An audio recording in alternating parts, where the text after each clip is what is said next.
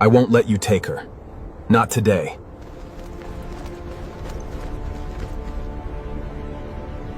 Marcus Vane was a nobody. A cargo hauler. A dusty, broke, borderline illegal freight runner who couldn't afford a working airlock seal and ate reconstituted protein paste 3 meals a day. He wasn't a soldier. He wasn't a hero. He definitely wasn't the kind of man who changes the fate of an entire alien civilization. But on a Tuesday, a completely unremarkable Tuesday, he did exactly that. He walked into a slave auction on the station Keth 7, pulled out the only weapon he had, a battered plasma cutter meant for cutting hull plating. And he walked out with a girl he didn't know, couldn't communicate with, and had no idea how to feed. He thought he was just doing what was right. He had no idea what he'd just set in motion. Now, before we get to that moment, there are 3 things you need to understand. You need to understand who Marcus Vane actually was, and why the fact that he was a nobody is the most important part of this entire story. You need to understand the Velkari, the alien species at the center of all of this, who they were, what was done to them, and why the galaxy looked the other way for almost 200 years while it happened. And you need to understand what occurred in the 72 hours after Marcus made that decision in that auction hall. Because it didn't end with him and one girl. It ended with something that nobody, not the Galactic Council, not the trade federations, not even the Velkari themselves, saw coming. Stay with me. This story pays off. Every single part of it. Let's go back to the beginning. Marcus Vane grew up on a relay station called Depot 14 in the outer rim of the Terran expansion zone. If you've never heard of Depot 14, that's the point. It was the kind of place where ships stopped for fuel and left as fast as they could. No permanent population worth counting. No real economy. Just the smell of coolant and the hum of recycled air. His mother was a docking coordinator. His father was never in the picture. By the time Marcus was 12, he was doing minor hull repairs for credit chits. By 16, he was crewing freight runs. By 22, he owned, if owned is the right word for something held together with welding compound and stubbornness, a light hauler called the Meridian Cross. She was a Solon-class vessel, which sounds more impressive than it is. The Solon class was designed in the early 22s as a budget short-haul workhorse. By Marcus's time, the design was so old that spare parts had to be fabricated by hand because nobody manufactured them anymore. The Cross had a crew capacity of 6, and Marcus ran it alone. He'd ripped out the crew quarters to make more cargo space and slept in what used to be the co-pilot seat. This is important. Not the poverty, though that matters, but the solitude. Marcus Vane had spent most of his adult life completely alone. Not lonely exactly. He'd made his peace with it. He talked to the ship's AI, a unit so old and stripped down it barely qualified as conversational. He called her Mira, and she answered questions in 3-word sentences. He listened to archived radio signals from Earth, old broadcasts from centuries ago, comedy shows and sporting events from a world he'd never seen. He kept a battered notebook, actual paper, an absurd luxury, where he wrote down things he found interesting. He wasn't bitter about his life. That's crucial. He wasn't the kind of man who resented the universe for what it hadn't given him. He just existed in it, moved through it, took jobs, delivered goods, ate his protein paste. And then, 3 weeks before the Tuesday that changed everything, his engine coupler cracked. A coupler, a part the size of your forearm. On a newer ship, it's a 30-minute repair. On the Meridian Cross, it meant Marcus had to limp into the nearest station that had the fabrication equipment to make a replacement. And that station was Keth 7. He hadn't planned to be there. He'd never been there before. He would never have gone there by choice. Keth 7 was what the Outer Rim called a free port, which was a polite way of saying it was a place where the Galactic Council's jurisdiction meant exactly nothing, where every faction from the Consolidated Trade Alliance to the Dreen Syndicate had a presence, and where the phrase legal gray area was so generous it needed its own category. Marcus knew what kind of place it was the moment he docked. He kept his head down, got the coupler fabricated, paid more than it should have cost, didn't complain. He had one more night before the repair was done, and he planned to spend it in the ship. Then he heard the noise. Now here's the thing about Marcus Vane. He wasn't brave. He'd tell you that himself. He wasn't the hero type. He'd never been in a real fight in his life. He had exactly 2 weapons on the Meridian Cross, a plasma cutter that was technically a tool, and a short-range stunner that he kept under his bunk because someone had told him you needed one on the Outer Rim.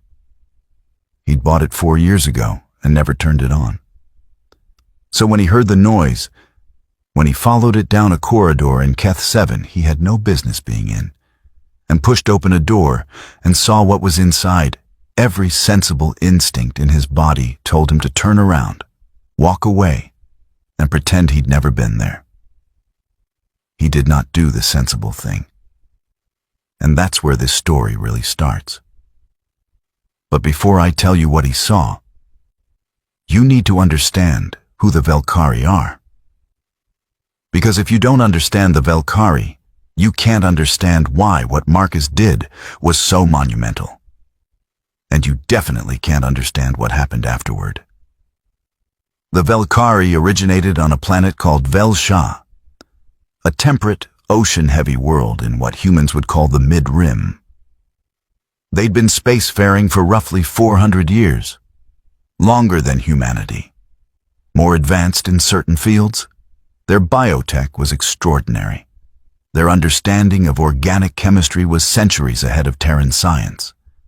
Their ships were grown, not built, literally cultivated from engineered organisms that formed hull plates, conduits, reactor chambers from living tissue. They were also, by the standards of the galactic community, politically powerless. And the reason why matters more than almost anything else in this story. The Velkhari were a matriarchal species, not in a symbolic sense, but biologically. Velkhari females were the knowledge keepers, the engineers, the builders. They carried what their culture called deep memory, a combination of inherited genetic knowledge and cultivated neural pathways that allowed female Velkhari to interface directly with their biotech. Without the females, the ships didn't work. Without the females, the organic tech broke down. The males of the species were physically larger and served a protective and social function in Velkhari society. But they had none of the deep memory. They couldn't operate the biotech. This created a devastating vulnerability. 200 years before Marcus Vane was born, the Dreen Syndicate figured out what every faction had always known but never acted on. The Velkhari females were the most valuable commodity in the galaxy. If you had a Velkhari woman who carried deep memory, you could interface with Velkhari biotech. You could operate ships the Galactic Council couldn't even replicate. You could produce organic materials worth fortunes on the black market.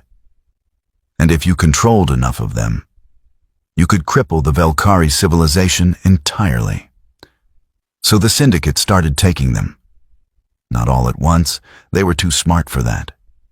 They did it slowly. Raids on outlying colonies, targeted captures disguised as piracy, individual women who disappeared on trading routes. The Velkhari reported it to the Galactic Council. The Galactic Council issued statements of concern. Trade relationships were more valuable than justice, and the Dreen Syndicate had very good trade relationships. Over 200 years, the Velkhari population of free women capable of operating their biotech dropped by nearly 60%. Their civilization was dying, and the galaxy kept looking the other way. Now here's the thing about Velkari females, the thing that becomes absolutely critical to everything that follows.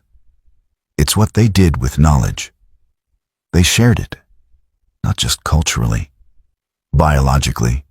A Velkari woman who experienced something significant, a trauma, a discovery, an act of trust or betrayal.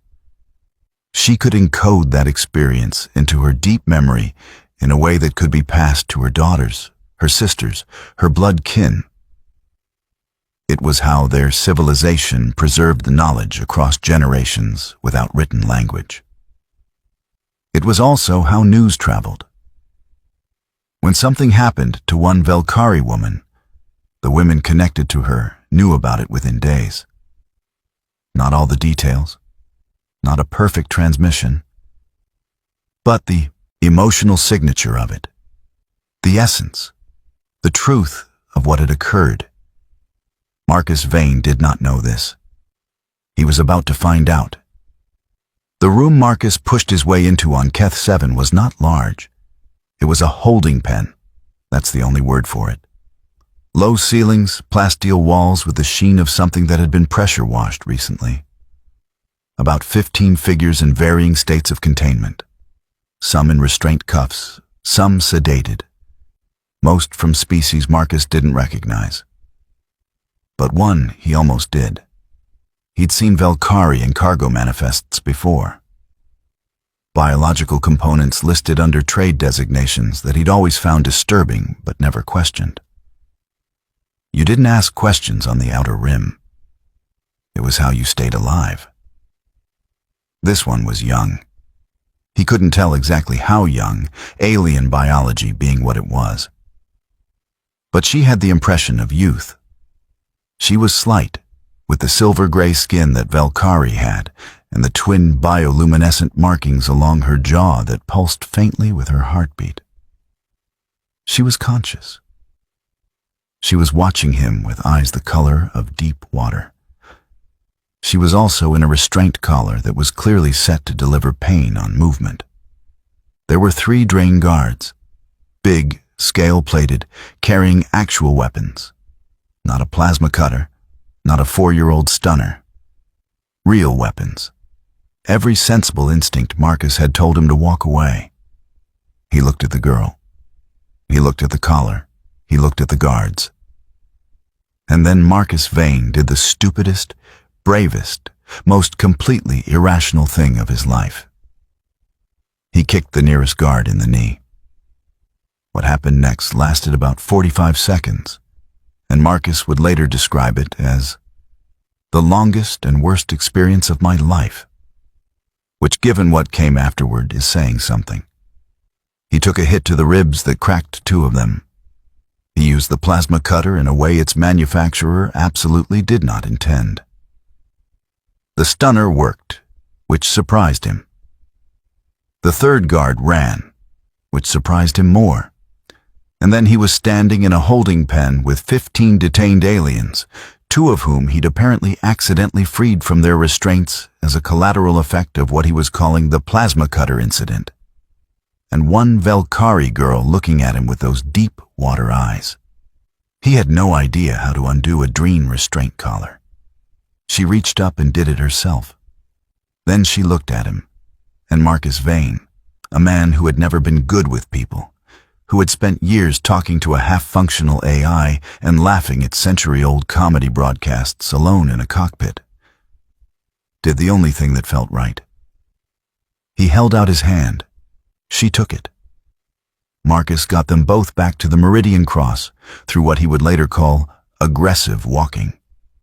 Moving like a man who belonged where he was, making no eye contact, taking the maintenance corridors instead of the main docking ring. The girl didn't make a sound. She stayed close to him. She was fast and quiet and seemed to understand, instinctively, that this was a situation where being visible was dangerous. They sealed the docking clamps from inside. Marcus put the ship in departure readiness. Then he went to the cargo hold, the cleanest emptiest space on the Meridian Cross, dragged out his emergency kit, and handed her a thermal blanket and a ration bar. She stared at the ration bar for a long moment. He mimed eating. She tried it. Her expression was extraordinary. He would later describe it as the face a person makes when they've been told their whole life that protein paste is food, and they've just decided it's actually not. He laughed. He couldn't help it. It wasn't appropriate given the situation. 2 cracked ribs, 3 Dream guards who'd be very motivated to find them, a still hostile station outside. But he laughed. She watched him laugh. And then, cautiously, like something she wasn't sure about, she made a sound that he somehow knew, without any translation, was her version of the same thing. That moment, that stupid, small, ridiculous moment, that was the real beginning. He named her Sarah. Not her actual name. Her actual name, when she eventually communicated it, was 11 syllables and involved 2 sounds the human throat couldn't make. But Sarah was what stuck. She seemed to accept it with the tolerant patience of someone who understood that sometimes you work with what you've got. The coupler repair was done by morning. Marcus filed a standard departure request, lied comprehensively on every field that asked about passengers, and got the Meridian Cross out of Keth 7 with 4 minutes to spare before the Drain Syndicate flagged his docking record. He had no plan. He had a cracked rib cargo hauler, a Velkari girl he'd just stolen from the most dangerous criminal organization in the Outer Rim, and 3 weeks of protein paste. He pointed the ship toward the nearest neutral territory, a way station called Praxis Hub, 3 days' travel at current speed, and flew. Here's what Marcus didn't know during those 3 days. He thought he was alone.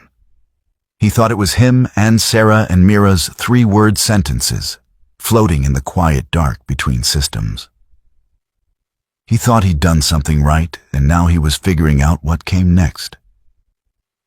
He had no idea that with every hour that passed, something was happening that he had no framework to understand. The signal was spreading. Velkari deep memory doesn't work like a radio broadcast. It's not instant, and it's not perfect. But it's fast, faster than any communication technology Marcus had access to. And it's specific in the ways that matter. Sarah's experience in that holding pen, the fear, the pain, the resignation she'd been carrying, that was already in the network before Marcus found her. It was one of thousands of similar signatures that the free Velkari women carried like grief. But when Marcus held out his hand, something new entered the signal. Not the act itself, though that mattered.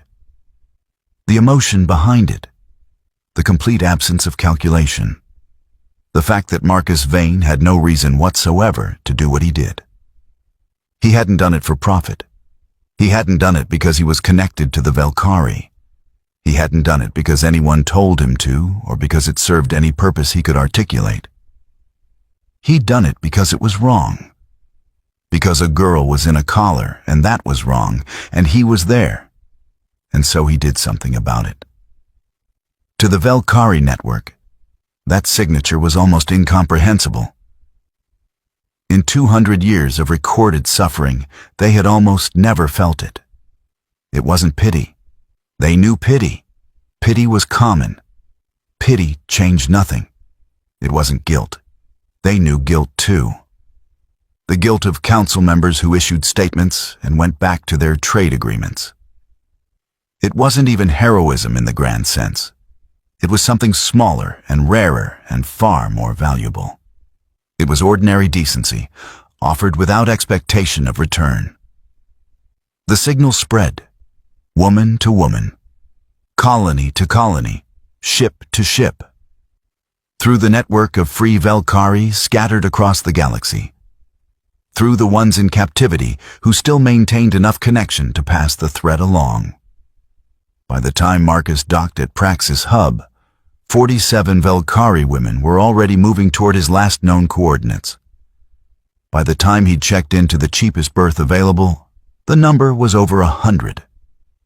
By the end of the second day, the count was 312. And they were all asking the same thing.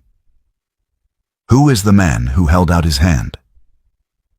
Marcus found out something was happening on the morning of day 3, when the Praxis Hub Docking Authority sent him a priority notification. He assumed it was about Sarah. He assumed the Dreen Syndicate had filed a complaint, and he was about to be detained. He sat with that for a moment. 2 cracked ribs, almost no credit left, a girl he couldn't communicate with and had no plan for, and felt a very specific kind of peace about it. He'd done the right thing. If there were consequences, there were consequences. He opened the notification. It was not about the Dreen Syndicate. It was from Docking Control, and it said, in the clipped official language of transit bureaucracy, Vessel Registry Alert. 42 ships have requested docking priority to berths adjacent to your current mooring, citing personnel contact with occupant. Please confirm whether you are expecting parties. Marcus read it twice. He looked at Sarah. Sarah was looking at him with an expression that, despite 2 different biologies and no shared language, he was beginning to recognize. It was the expression she made when she knew something he didn't. He said, "Are these yours?" She made a sound he couldn't translate. But she put her hand flat on her chest, a gesture he'd learned meant, "This is true." And then she pointed at him. He had absolutely no idea what that meant. He was about to find out. By midday, Praxis Hub was in a quiet kind of chaos. 42 ships had become 90. 90 had become over 200. The docking queue stretched in a spiral around the way station that the traffic controllers had never seen before and had no protocol for. Every ship that arrived carried Velkari women. Some ships carried only 1 or 2. Some carried 15. Some were Velkari vessels, the grown ships, the living hulls. And they pulsed faintly in the docking bay, like something breathing. The hub's security chief, a veteran named Pratt, who had managed crises ranging from fuel riots to full faction disputes, came to find Marcus personally. She found him sitting on the floor of his docking bay, eating protein paste out of the container with a spoon, while Sarah sat across from him, and 3 Velkari women Marcus had never met sat in a half-circle around them both, communicating in a way that involved no audible language, only expressions and occasional touches. A conversation Marcus was definitely not part of, but didn't feel excluded from. Pratt stopped in the doorway. She looked at Marcus. She looked at the growing number of ships outside. She said, "What did you do?" Marcus said, "I'm still figuring that out." Here's what was actually happening. The Velkari hadn't come to Praxis Hub for asylum. They hadn't come because they needed rescuing, though some of them did. And that was a separate problem that was about to become very complicated very quickly. They'd come because the signal had carried something they hadn't felt in 200 years. And they wanted to see the source of it with their own eyes. The first Velkari woman to speak to Marcus directly was named Velathari Shan, which translated roughly to "she who carries the first thread." She was old, older than she looked, which in Velkari terms meant she was ancient. And she was the closest thing the Free Velkari had to a political leader, which wasn't saying much because the Velkari's political structure had been systematically dismantled for 2 centuries. She came to the Meridian Cross with 2 attendants. She sat down on a cargo crate across from Marcus in the way of someone who expects to be listened to.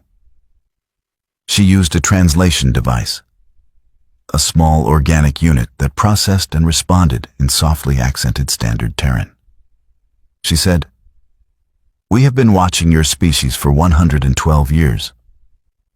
Marcus said, That's a long time. She said, Yes. We watch because we cannot afford to be surprised. In 112 years of watching, we have recorded 17 instances of individual humans intervening in situations where a Valkyrie was being harmed.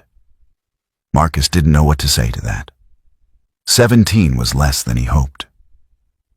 She said, 14 of those instances were motivated by profit. The human involved saw an opportunity and took it. 3 were genuine. Yours is the 4th. He still didn't know what to say. She looked at him with the ancient, measuring assessment of someone who has been disappointed so many times that they've become very good at spotting the difference between the real thing and the performance. Then she said, You held out your hand. He said, It seemed like the right thing to do. She was quiet for a long moment. Then she said, That is exactly why we are here. She told him what the deep memory had carried. Not the facts. She didn't need to explain those. Sarah was sitting right there.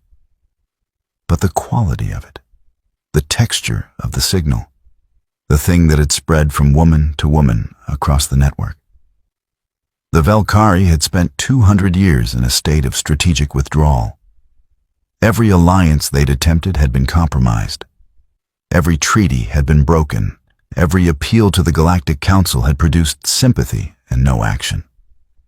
Their civilization was dying not through conquest, but through attrition. The slow hemorrhage of their knowledge keepers. They had learned over 2 centuries not to trust. And then the signal had come. This strange, quiet, unexpected signal from a nobody in a free port who had cracked 2 ribs and used a plasma cutter for reasons that had nothing to do with gain. Velathari Shan said, We are not here to be saved by you. We are here because the signal asked a question we have not been able to answer in 200 years. Is there anyone in the galaxy who will act without calculation? Who will do the right thing simply because it is right and face the cost of it without complaint? She paused. The signal said, There is one. There is one who did this. And so we came to see. She didn't ask him to lead them. That's the important part. The Valkyrie were not looking for a savior. They were not looking for a human to march in and solve the problem they'd been fighting for 200 years. What Velathari Shan proposed was something more specific, and in many ways, stranger. She said, The Valkyrie needed a witness, someone who existed outside their own network, outside the factions and the trade alliances and the careful political calculations that had strangled every attempt at justice.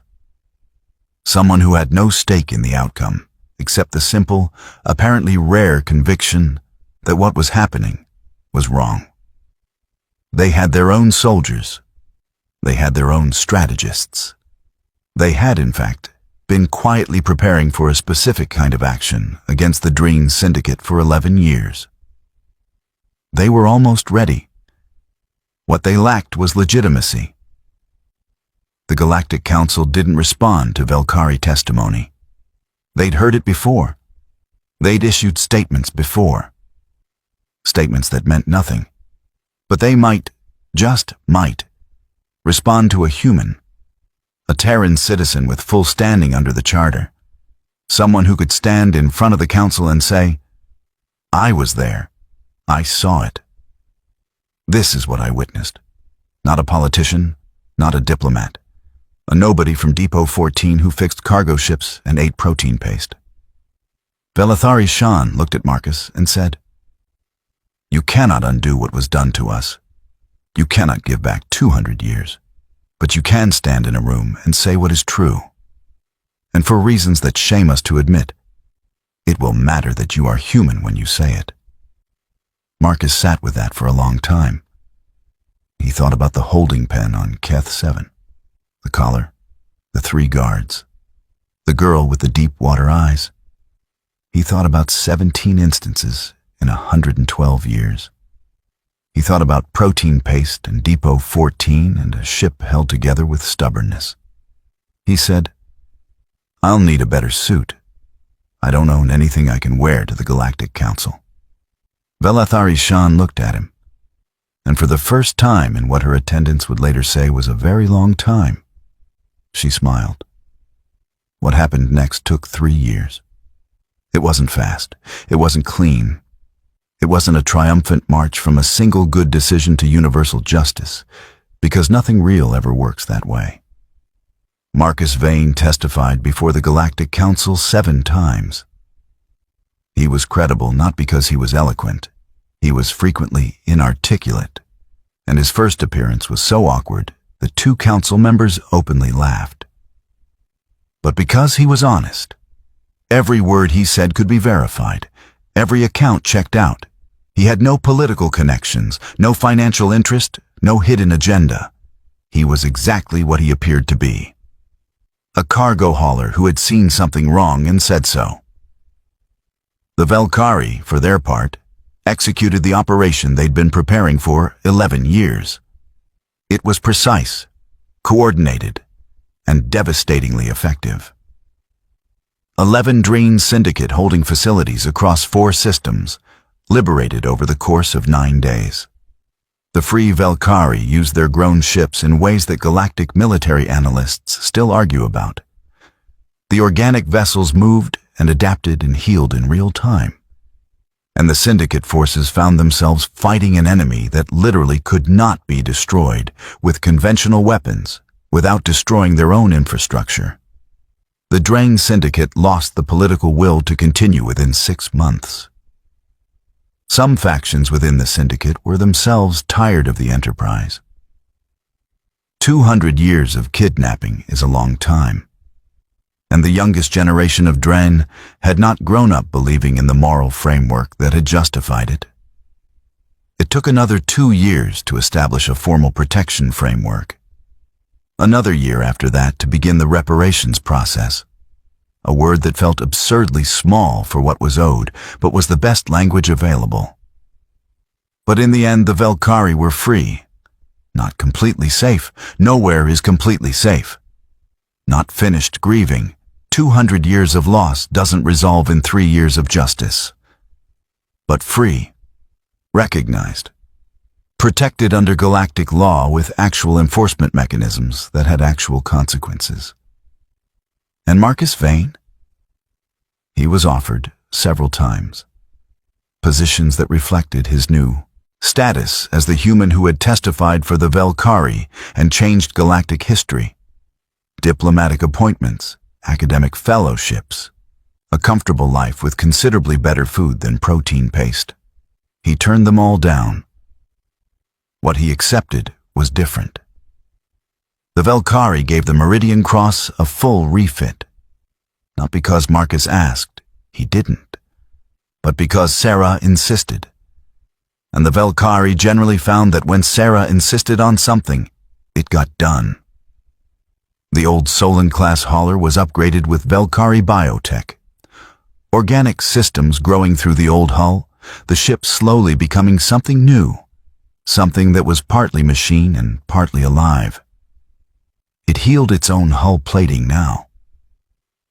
It navigated with an awareness that Mira's 3-word sentences had never managed. Marcus kept the name. Meridian Cross. He wasn't sentimental about much, but he was sentimental about that. Sarah stayed. Not because she owed him. The Velkari were very clear on the concept of debt, and very clear that saving someone from a collar didn't make them yours. She stayed because she wanted to. Because she'd found, in 3 days on a ship held together with welding compound, something she hadn't expected to find. A friend. She was his navigator. He was, to the bemusement of Velkari political leadership and human diplomatic corps alike, still a cargo hauler. He still took jobs. He still moved goods from one part of the galaxy to another. He did it now with a living ship and a navigator who could see routes in the dark between stars that no navigation computer had ever charted. And every now and then, someone in a free port somewhere would be in a situation where the right thing to do was clear and the cost of doing it was real. And Marcus Vane would take stock of whatever weapon happened to be nearby, assess the situation with the particular calm of a man who had done this before and knew how it ended, and do the right thing. Not because he was a hero, because somebody had to. That's the story of Marcus Vane, a man who became nobody on purpose and stumbled into everything. What I find remarkable about this story, and why I keep coming back to it, isn't the scale of what he did.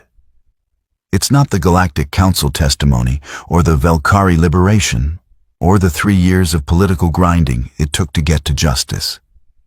It's the hand. Just the hand. Extended to someone who needed it, in a room he had no business being in, with no expectation of return. The Valkyrie had a saying. Velathari Shan shared it with him in one of their later conversations, and he wrote it in his notebook. In Valkyrie, it was 11 syllables, and a sound humans couldn't make. In translation, it was this: the thread that saves the world is always the smallest one. If you've been here a while, you know what's coming next. If you're new, welcome, and we do this every week.